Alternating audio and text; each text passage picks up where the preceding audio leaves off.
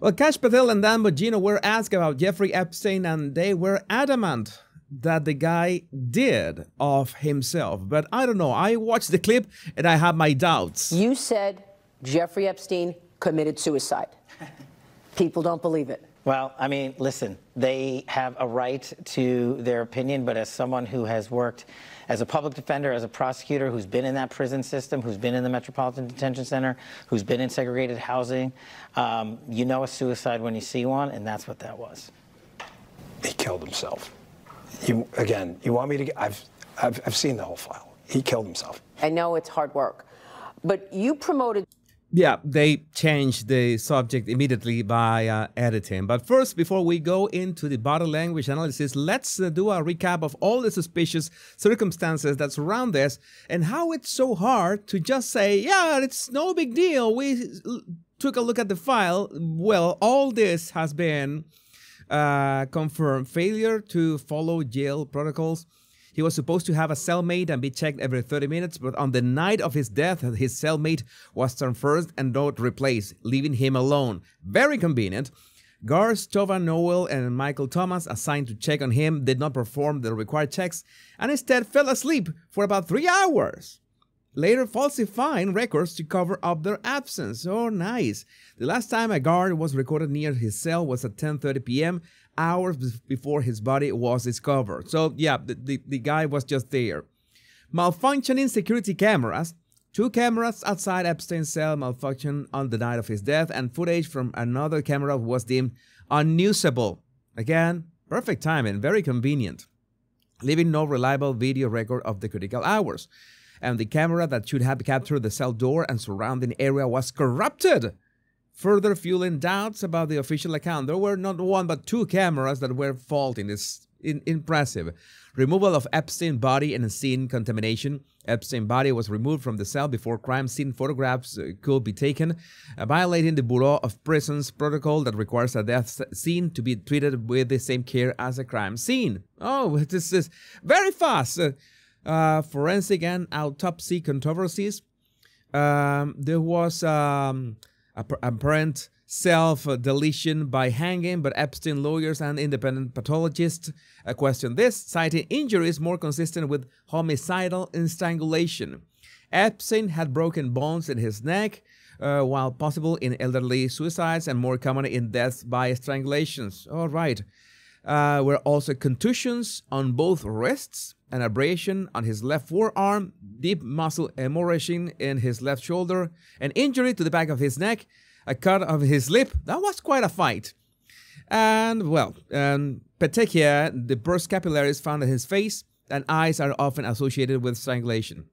And what else? Well, I think that's enough. I think that we can, you already get an idea. You can just search for what is the official status of what happened with Jeffrey Epstein. And the official thing, the thing that we know, and it's confirmed, it's not to be talking like, you saw Kash Patel and Dan Bongino speaking like that. So we're about to analyze their body language, but remember to download my free 100 body language tips right in the description of this video and in the pinned comment. So before we do the analysis, we need to take a look at their body language, their baseline body language, so you can understand, so you can notice the way they actually behaved in all the other questions. It was a Fox News interview, and they were quite, calm and collected and very sure of themselves in all these other questions about James Comey, about January 6th, about the assassination attempts on President Trump.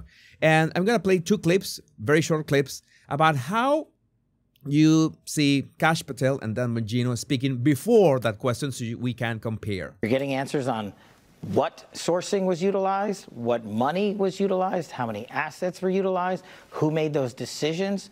You're getting it. We can only control the FBI, but you're getting it from the FBI. You notice that there's this very emphatic way of speaking. He's really sure of himself. He ends that sentence with his chin rather up, very sure of himself. He has some illustrator gesture, like he's using his left hand to emphasize his arguments. You see that he is very comfortable answering this question in particular. What about Dan Bongino? We dug far and wide to find it, and I'm pretty sure now we have a conclusive, definitive answer. But you and the public are going to have it. You're going to see it in writing over to Capitol Hill. But I just want to be sure we're clear, having been an agent and a police officer. This was about the January 6th case. And you see that he was very sure. He was not stuttering. He was shaking. It's nodding. He was nodding over and over again, emphasizing his words. He was not rushing or anything. You already saw both men speak in a very confident manner. And that's the way that they were speaking for most of this interview. And then it came the Epstein question. And what happened with the Epstein question? You said Jeffrey Epstein committed suicide. People don't believe it. The first thing that you notice is that Kash Patel laughs. You can hear that in the background, and the interviewer, smiles when she sees him, or she hears him laughing. You can hear him in the background. Committed suicide. That is him laughing. Yeah, it's like he took that. Oh, yeah. We cannot know if that was a nervous laughter because it sounds like a dismissive laughter. It's a bit hard to listen. I don't know if I can do my thing here and maybe let me put the volume up in real time.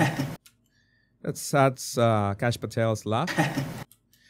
Maybe it's a dismissive laughter. Maybe it's a nervous laughter. It would help if we could see his face, but at that moment the director decided, no, let's keep the camera on the interviewer. No big deal. We can move on. People don't believe it. Well, I mean, listen, they have a right to their opinion, but as someone who has worked...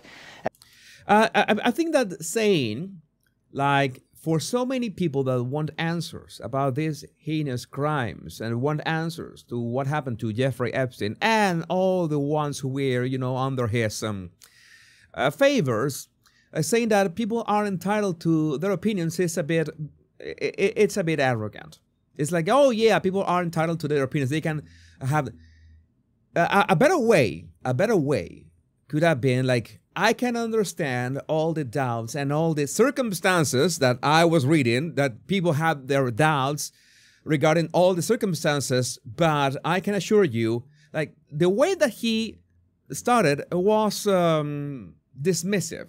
Okay, I need to be dismissive about this right out of the gate. Not even recognizing the fact that there are so many questions and it's a very suspicious case. So that's how he decided to start. Well, I mean, listen, they have a right to their opinion, but as someone who has worked as a public defender, as a prosecutor, who's been in that prison system, who's been in the Metropolitan Detention Center, who's been in segregated housing.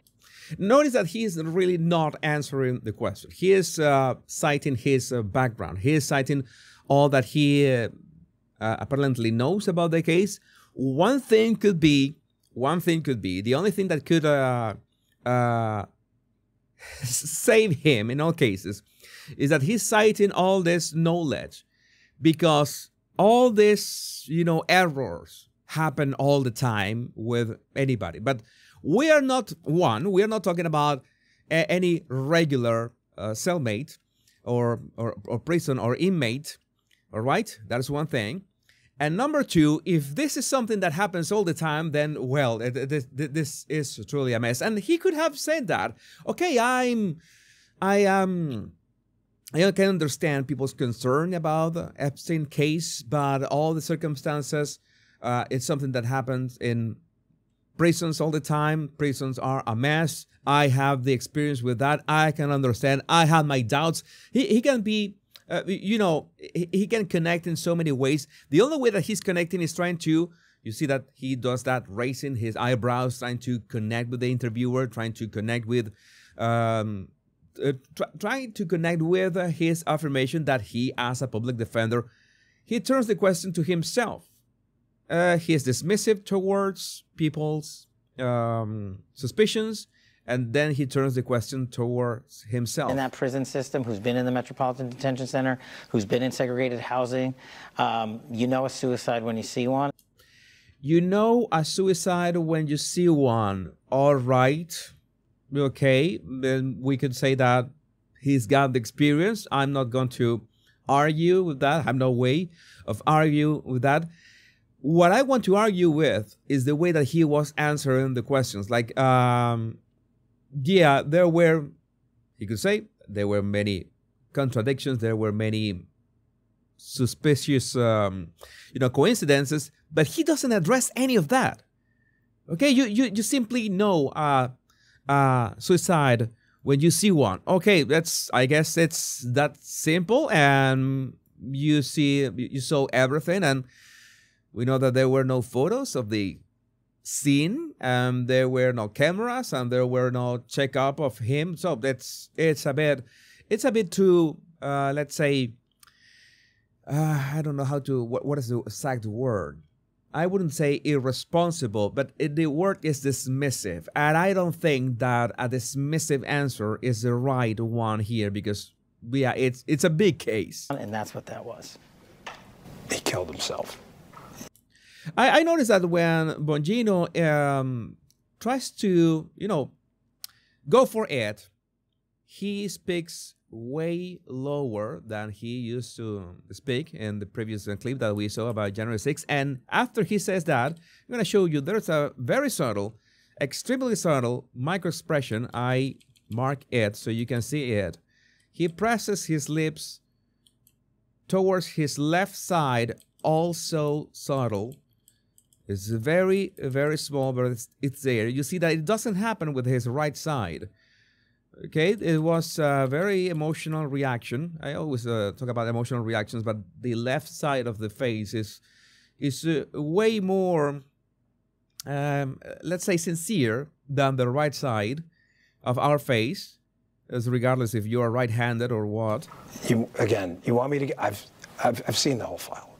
You see how he's answering now? You remember how he was so sure about the January 6th? You're going to have results. You're going to have all this, and had this very calm and collected way of speaking. And now he's, hunching, he's stuttering. He is not, remember that he was nodding, and now he's shaking his head all over the place. Again, you want me to? I've seen the whole file. He killed himself. I've seen they immediately cut. All right, we don't know what happened after this, because I can understand that they edited this interview to make it maybe more dynamic or something, but Bongino's answer was cut short, because right after, you see the captions even mount over each other. After he says that, oh yeah, he killed himself. I've seen the whole file. He killed himself. I know it's hard work, but I know it's hard work. Like the connection with the next part of the interview. This is exactly how it was aired on Fox News. This is how you saw that live on TV. Has absolutely no way of connecting one with the other. Has a very poor editing. So we don't know why Bongino's answer was cut short. And we don't know either why he was so nervous about that. And we don't know why Patel couldn't even acknowledge people's, doubts and concerns about this case. Okay, it's not that simple. You could say, all right. And Bongino could have said that because, well, he made a career about questioning things. And his audience, when he had perhaps the most successful conservative podcast in the United States, his audience wanted him to question narratives, to tell the truth, and in all cases, ask questions. This is a guy that is not enforcing any of that. I'm not saying that he's not enforcing his job. He couldn't be enforcing his job, but the spirit of what made Dan Bongino in recent years is not there. Again, their body language is, really suspicious in regards to the baseline that we had already established, and the way that they address the matters, the way that they address it is a bit suspicious. But I would like to know what you think about this in the comments. My name is Jesus Enrique Rosas. I'm the body language guy. Much love and bliss.